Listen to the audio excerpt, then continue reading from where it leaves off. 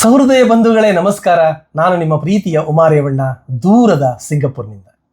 12ನೆಯ ಶತಮಾನದಲ್ಲಿ ಎಂತೆಂಥ ಶರಣರಿದ್ರು ಗೊತ್ತಾ? ಸಮಾಜದ ಅತ್ಯಂತ ಕಟ್ಟಕಡೆಯ ಕೆಳಸ್ತರದ ವ್ಯಕ್ತಿಗಳೆಲ್ಲವೂ ಕೂಡ ಬಸವಣ್ಣನವರ ಸಂಪರ್ಕಕ್ಕೆ ಬಂದು ಅಸಾಮಾನ್ಯ ವ್ಯಕ್ತಿಗಳಾಗಿ ಬೆಳೆದು ಹೋದ್ರು, ಬಾಳಿ ಹೋದ್ರು, ಬದುಕಿನ ಮೌಲ್ಯಗಳನ್ನ ಬಿಟ್ಟು ಹೋದ್ರು.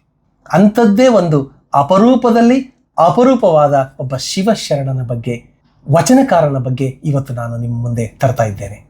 ಹಳ್ಳಿಗಾಡಿನಲ್ಲಿ ಕುರಿ ಮೇಯಿಸ್ತಾ ಇದ್ದಂತ ಒಬ್ಬ ಸಾಮಾನ್ಯ ಕುರುಬರ ಕುರುಗಾಯಿಯೊಬ್ಬ ಮಹಾಶರಣನಾಗಿ ಬಾಳಿ ಬದುಕಿ ವಚನಗಳನ್ನು ರಚಿಸಿ ಕನ್ನಡ ನಾಡಿನ ಸಾಹಿತ್ಯ ಸಂಪತ್ತನ್ನು ಹೆಚ್ಚಿಸಿ ಅನುಭವದ ಮೌಲ್ಯಗಳನ್ನು ಕೊಟ್ಟೋದಂತಹ ಆ ಮಹಾನುಭಾವ ಬೇರೆ ಯಾರೂ ಅಲ್ಲ, ನಮ್ಮ ಕುರುಬರ ಗೊಲ್ಲಾಳ ದೇವ. ವಿಜಾಪುರ ಜಿಲ್ಲೆಯ ಸಿಂದಗಿ ತಾಲೂಕಿನ ಗೊಲ್ಲಗೇರಿ ಎಂಬ ಗ್ರಾಮದ ಕುರುಬ ಕುಟುಂಬದಲ್ಲಿ ಜನಿಸಿದ ಗೊಲ್ಲಾಳ ತನ್ನ ಕುಲ ವೃತ್ತಿಯಂತೆ ಕುರಿ ಕಾಯ್ಕೊಂಡು ಇದ್ದ.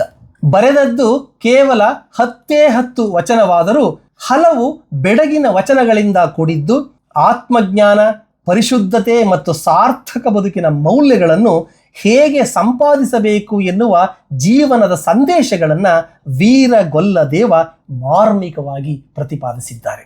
ಕಂಥೆಯ ಕಟ್ಟಿ ತಿತ್ತಿಯ ಹೊತ್ತು ಮರಿಯ ನಡೆಸುತ್ತ ದೊಡ್ಡೆಯ ಹೊಡೆಯುತ್ತ ಅಡ್ಡಗೋಲಿನಲ್ಲಿ ಹೋವ ಚುಕ್ಕಿ ಬೊಟ್ಟಿನವ ತಿಟ್ಟುತ್ತ ಹಿಂಡನಗಲಿ ಹೋವ ದಿಂಡೆಯ ಮಣೆಗಟ್ಟಿನ ಅಭಿಸಂಧಿಯ ಕೋಲಿನಲ್ಲಿಡುತ್ತ ಈ ಹಿಂಡಿನೊಳಗೆ ತಿರುಗಾಡುತ್ತಿದ್ದೇನೆ, ಈ ವಿಕಾರದ ಹಿಂಡ ಬಿಡಿಸಿ ನಿಜ ನಿಳೆಯ ನಿಮ್ಮಂಗವ ತೋರಿ ಸುಸಂಗದಲ್ಲಿರಿಸು ಎನ್ನೊಡೆಯ ವೀರ ಬೀರೇಶ್ವರಲಿಂಗ. ಸ್ನೇಹಿತರೆ, ನಿಮ್ಗೆ ಆಶ್ಚರ್ಯ ಆಗುತ್ತೆ.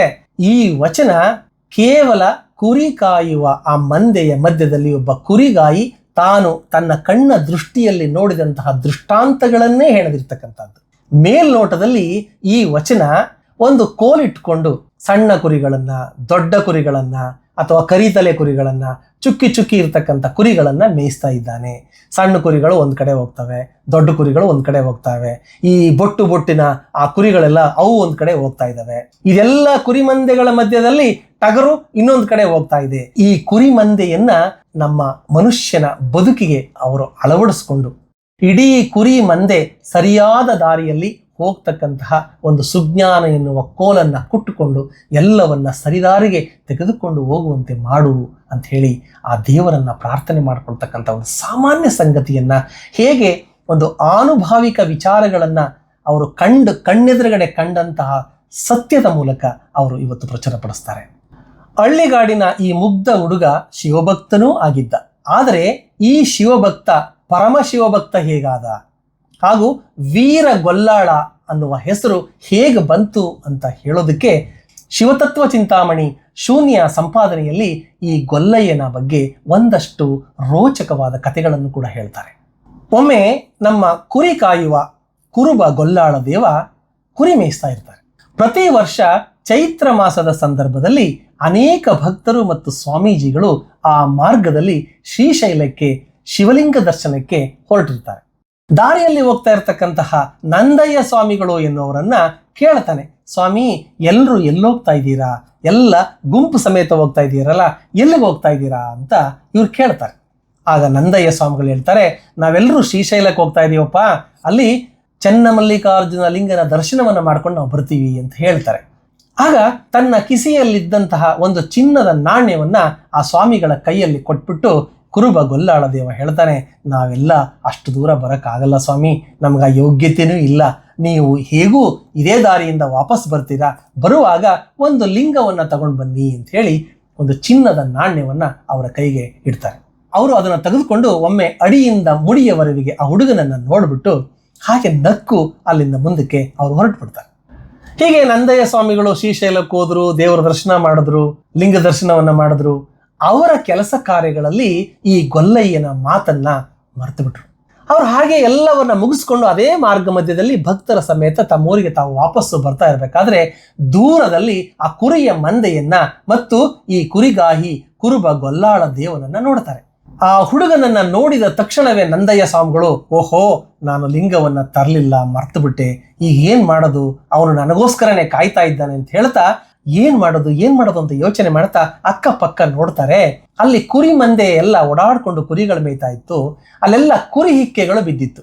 ಅವೆಲ್ಲ ಬಿಸಿಲಿನಿಂದ ಒಣಗಿ ಎಲ್ಲ ಗಟ್ಟಿಯಾಗಿತ್ತು. ತಮ್ಮ ವಸ್ತ್ರವೊಂದನ್ನ ತೆಗೆದುಕೊಂಡು ಒಂದು 4-5 ಕುರಿಯ ಹಿಕ್ಕೆಗಳನ್ನ ಅದರೊಳಗಡೆ ಹಾಕಿ ಆ ವಸ್ತ್ರಕ್ಕೆ ಸುತ್ತಿ ಒಂದು ಗಂಟನ್ನ ಕಟ್ಕೊಂಡು ಆ ಗೊಲ್ಲಾಳನ ಹತ್ರಕ್ಕೆ ಹೋಗ್ತಾರೆ. ಆ ವಸ್ತ್ರದ ಗಂಟನ್ನ ಆತ್ಮಲಿಂಗ ಅಂತ ಹೇಳಿ ಆ ಲಿಂಗವನ್ನ ಕೊಟ್ಟು ಇದನ್ನ ನೀನು ಪ್ರತಿನಿತ್ಯ ಪೂಜೆ ಮಾಡು ಅಂತ ಹೇಳಿ ಅಷ್ಟಾವರಣ ದೀಕ್ಷೆಯನ್ನ ಕೊಟ್ಬಿಟ್ಟು ಅವರಿಂದ ಮುಂದೆ ಸಾಗೋಗ್ತಾರೆ.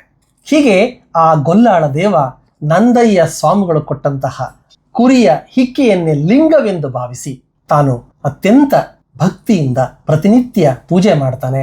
ಅಲ್ಲಿಯ ಕುರಿಯ ಆ ಹಿಕ್ಕೆಗಳನ್ನ ಇದ್ದಂತಹ ತಿಪ್ಪೆಗುಂಡಿಯ ಪಕ್ಕದಲ್ಲೇ ಕೂತ್ಕೊಂಡು ಇವನು ಹಾಲಭಿಷೇಕ ಪಂಚಾಮೃತ ಅಭಿಷೇಕವನ್ನ ಮಾಡ್ತಾ ಧ್ಯಾನವನ್ನ ಮಾಡ್ತಾ ಅನ್ನ ಆಹಾರಾದಿಗಳನ್ನ ಬಿಟ್ಟು ಆ ಶಿವನ ಧ್ಯಾನದಲ್ಲಿ ಸಂಪೂರ್ಣವಾಗಿ ಮುಳುಗೋಗ್ಬಿಡ್ತಾನೆ.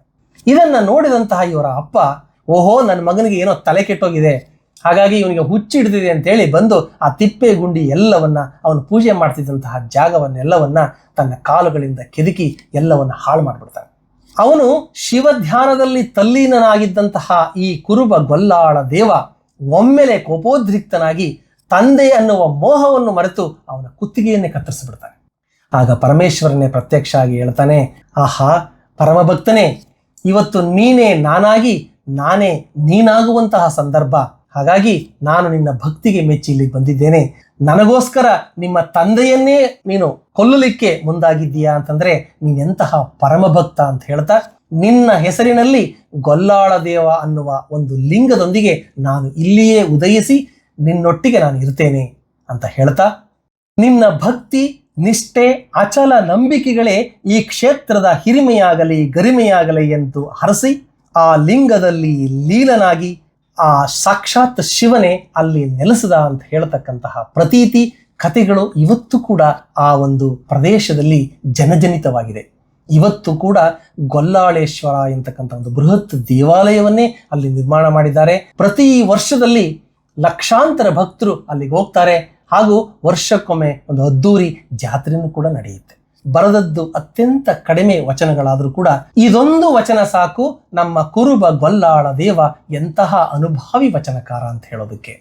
ಕಲ್ಲು ಲಿಂಗವಲ್ಲ ಉಳಿಯ ಮೊನೆಯಲ್ಲಿ ಒಡೆಯಿತ್ತು, ಮರ ದೇವರಲ್ಲ ಉರಿಯಲ್ಲಿ ಬೆಂದಿತ್ತು, ಮಣ್ಣು ದೇವರಲ್ಲ ನೀರಿನ ಕೊನೆಯಲ್ಲಿ ಕದಡಿತ್ತು, ಇಂತಿವನೆಲ್ಲವನ ಅರಿವ ಚಿತ್ತ ದೇವರಲ್ಲ ಕರಣಂಗಳ ಮೊತ್ತದೊಳಗಾಗಿ ಸತ್ವಗೆಟ್ಟಿತ್ತು, ಇಂತಿವ ಕಳೆದುಳಿದ ವಸ್ತುವಿಪ್ಪಿಡೆ ಯಾವುದೆಂದಡೆ ಕಂಡವರೊಳಗೆ ಕೈಕೊಂಡಾಡದೆ ಕೊಂಡ ವ್ರತದಲ್ಲಿ ಮತ್ತೊಂದನೊಡಗೂಡಿ ಬೆರೆಯದೆ ವಿಶ್ವಾಸ ಗ್ರಹಿಸಿ ನಿಂದಲ್ಲಿ ಆ ನಿಜಲಿಂಗವಲ್ಲದೆ ಮತ್ತೊಂದು ಪೆರತನರಿಯದ ನಿಂದಾತನೇ ಸರ್ವಾಂಗಲಿಂಗಿ ವೀರ ಬೀರೇಶ್ವರ ಲಿಂಗದೊಳಗಾದ ಶರಣ. ಅವ್ರು ಹೇಳ್ತಾನೆ, ಕಲ್ಲು ಮರ ಮಣ್ಣು ಇದ್ಯಾವುದು ದೇವರಲ್ಲ, ಅಥವಾ ಇವೆಲ್ಲವೂ ದೇವರು ಎಂತಕ್ಕಂತ ಹೇಳ್ತಕ್ಕಂಥ ಮನಸ್ಸಿದೆಯಲ್ಲ, ಆ ಮನುಷ್ಯನ ಮನಸ್ಸು ಅದೂ ಕೂಡ ದೇವರಲ್ಲ. ಹಾಗಿದ್ರೆ ದೇವರು ಯಾವುದು? ಅವನೇ ಮುಂದುವರೆದು ಹೇಳ್ತಾನೆ, ಎಲ್ಲರಿಗಿಂತ ನಾನೇ ಸರ್ವಶ್ರೇಷ್ಠ ಅನ್ನುವ ಅಹಂಕಾರವನ್ನು ಬಿಟ್ಟು ಅರಿಷಡ್ ವರ್ಗಗಳನ್ನ ದಾಟಿ ವಿಶ್ವಾಸ ಮತ್ತು ನಂಬಿಕೆಗಳ ಸಾಧನೆಯ ಹಾದಿಯನ್ನ ಕ್ರಮಿಸುವಂತಹ ಮನಸ್ಸಿದೆಯಲ್ಲ, ಅದೇ ನಿಜವಾದ ದೇವರು ಅಂತ ಹೇಳ್ತಾನೆ. ಹೀಗೆ ತನ್ನ ಸುತ್ತಮುತ್ತಲಿನಲ್ಲಿ ನೋಡಿದಂತಹ ಸಾಮಾನ್ಯ ಸಂಗತಿಗಳನ್ನ ಮನುಷ್ಯನ ನಡವಳಿಕೆಗೆ ಅನ್ವಯ ಮಾಡಿಕೊಂಡು ವಿಶಿಷ್ಟ ಹಾಗೂ ವಿಭಿನ್ನ ವಚನಗಳನ್ನು ರಚಿಸಿ ಸಾಹಿತ್ಯಾಸಕ್ತರ ಮನವನ್ನು ಗೆದ್ದಿದ್ದಾನೆ ನಮ್ಮ ಕುರುಬ ಗೊಲ್ಲಾಳ ದೇವ. ಜೊತೆಗೆ ಇಂದಿಗೂ ಜನಪದರ ದೈವವಾಗಿ ಜನಮಾನಸದಲ್ಲಿ ಅಚ್ಚಳಿಯದೆ ಉಳಿದಿದ್ದಾನೆ ನಮ್ಮ ಕುರುಬ ಗೊಲ್ಲಾಳ ದೇವ. ಆತ್ಮೀಯರೇ, ಮುಂದಿನ ಸಂಚಿಕೆಯಲ್ಲಿ ಮತ್ತೊಬ್ಬರು ಮಹಾಘನ ಶರಣರನ್ನ ಹೊತ್ತು ನಿಮ್ಮ ಮುಂದೆ ತರ್ತೇನೆ. ಅಲ್ಲಿವರೆಗೆ ನಿಮ್ಮೆಲ್ಲರಿಗೂ ನಮಸ್ಕಾರ, ಧನ್ಯವಾದಗಳು, ಥ್ಯಾಂಕ್ ಯು.